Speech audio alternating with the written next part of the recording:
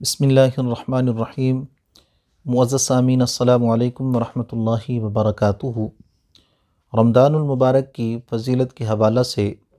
آقا کریم علیہ الصلاۃ والسلام آپ کے چند فرامین آپ کو سناتا ہوں، جس سے رمضان المبارک کی فضیلت کا پتہ چل جائے گا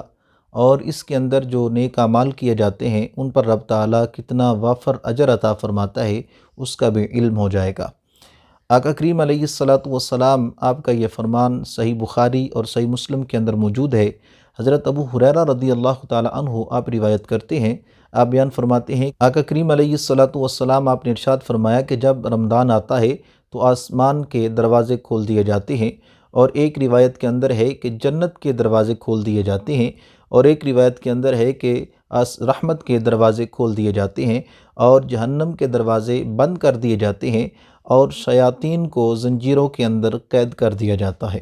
اور اسی طرح ترمذی اور ابن ماجہ کے اندر موجود ہے کہ آقا کریم علیہ الصلاۃ والسلام آپ بیان فرماتے ہیں کہ جب رمضان المبارک کی پہلی رات ہوتی ہے تو اس کے اندر جنوں اور شیاطین کو قید کر دیا جاتا ہے، اور جہنم کے جو دروازے ہیں ان کو بند کر دیا جاتا ہے اور ان کو پھر کھولا نہیں جاتا، اور جنت کے جو دروازے ہیں ان کو کھول دیا جاتا ہے اور ان کو بند نہیں کیا جاتا، اور پکارنے والا پکارتا ہے کہ اے نیکی کو طلب کرنے والے متوجہ ہو، اور اے سرکشی کرنے والے تو رک جا۔ اور یہ معاملہ رمضان المبارک کی ہر رات جاری رہتا ہے، اور بہت سارے جو مسلمان ہیں ان کو رب تعالیٰ جہنم سے آزادی عطا فرما دیتا ہے۔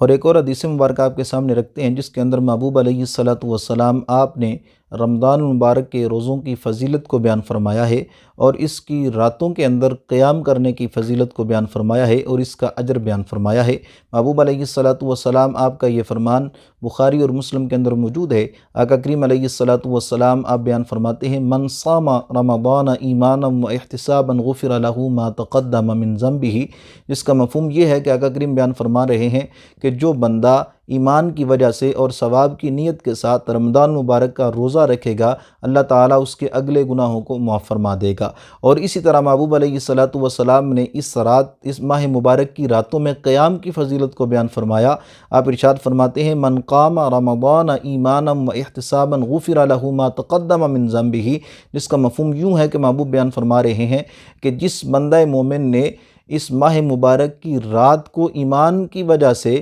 اور ثواب کی نیت سے قیام کیا تو رب تعالیٰ اس قیام کی برکت سے اس کے اگلے گناہوں کو معاف فرما دے گا۔ تو اس سے معلوم یہ ہوا کہ اس ماہ مبارک کو رب تعالیٰ نے بہت زیادہ شانیں عطا فرمائی ہیں، بہت بڑا مقام عطا فرمایا ہے، بہت بڑی فضیلتیں عطا فرمائی ہیں، اور اس کی فضیلتوں کا اندازہ یوں لگائیں کہ جو بندہ مومن اس ماہ مبارک کے اندر رب تعالیٰ کا قرب حاصل کرنا چاہتا ہے اور آقا کریم علیہ الصلاۃ والسلام آپ کی تعلیمات پر عمل کرتا ہے تو رب تعالیٰ اس کو دگنا ثواب عطا فرماتا ہے، اور اس کے درجات کو بلند فرماتا ہے، اور اس کے پچھلے گناہوں کو بھی معاف فرما دیتا ہے۔ اللہ تعالیٰ کی بارگاہ میں دعا ہے کہ رب تعالیٰ آقا کریم علیہ الصلاۃ والسلام آپ کی تعلیمات پر عمل کی توفیق عطا فرمائے۔